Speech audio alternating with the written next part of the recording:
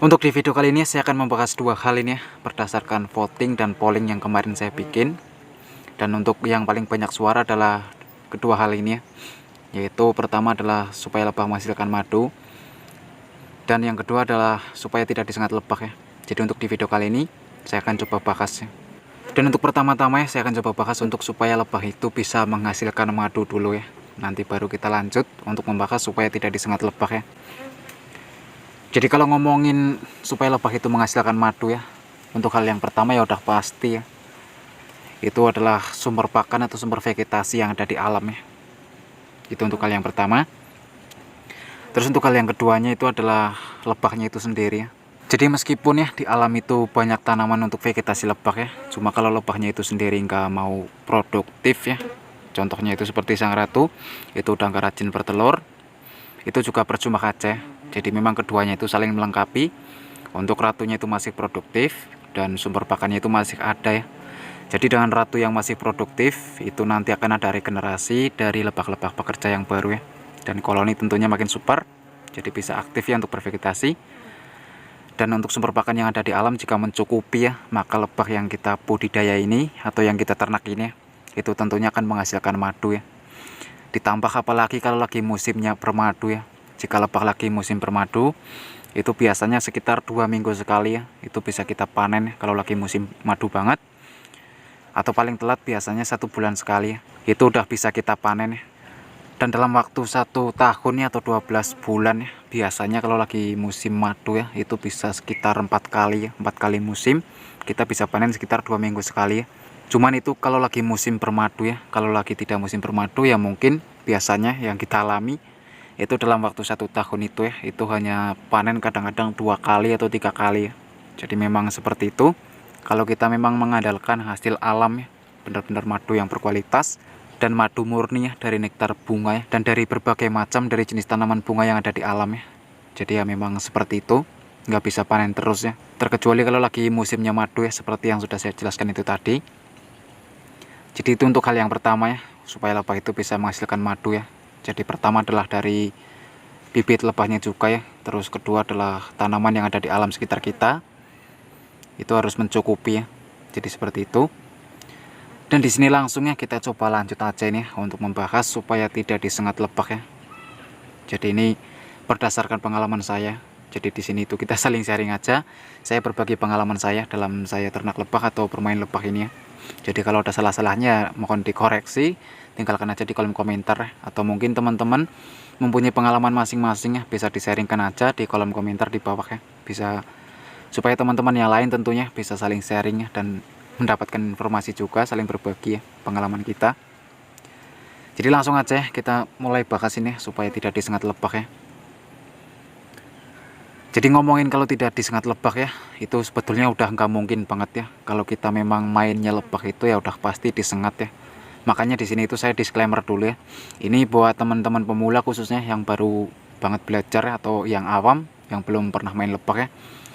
Itu kalau menemukan video ini atau menonton video ini ya, itu jangan sesekali ditiru ya. Ini harus benar-benar didampingi dengan orang yang terbiasa ya. Karena beberapa bulan lalu saya pernah kena komplain ya sama orang tuanya. Anaknya itu nonton di video channel ini ya, katanya anaknya itu niru dari channel ini. Terus orang tuanya itu ngechat saya itu ya, katanya anaknya itu disengat lebah ya karena nyontoh dari konten ini ya. Padahal di video-video saya sebelumnya itu saya mengajarkan itu tidak untuk ditiru ya, harus menggunakan APD atau safety kita ya. Jadi ya disclaimer dulu ini. Dan di sini lanjut ya, kalau kita ngomongin lebah ya udah pasti ya kita disengat ya, namanya juga lebah karena karakter lebah memang nyengat ya diciptakannya. Jadi supaya untuk tidak disengat lebah itu ya, hal yang paling umum adalah kita menggunakan APD itu ya.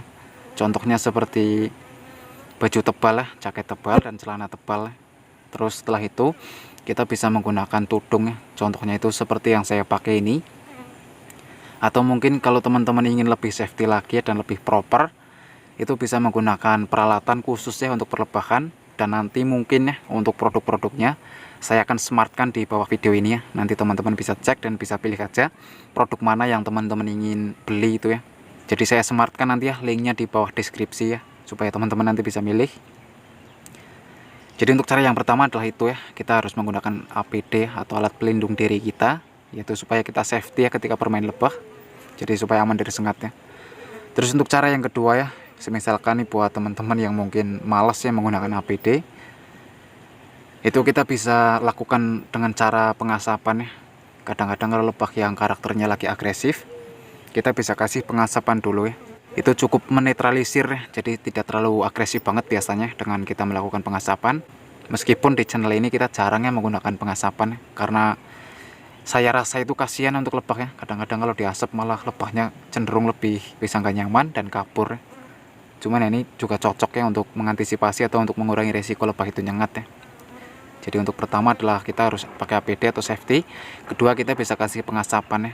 Kita bisa menggunakan pengasapan pakai kulit kelapa kering atau kardus pada telur itu ya, itu juga bisa untuk dijadikan pengasapan.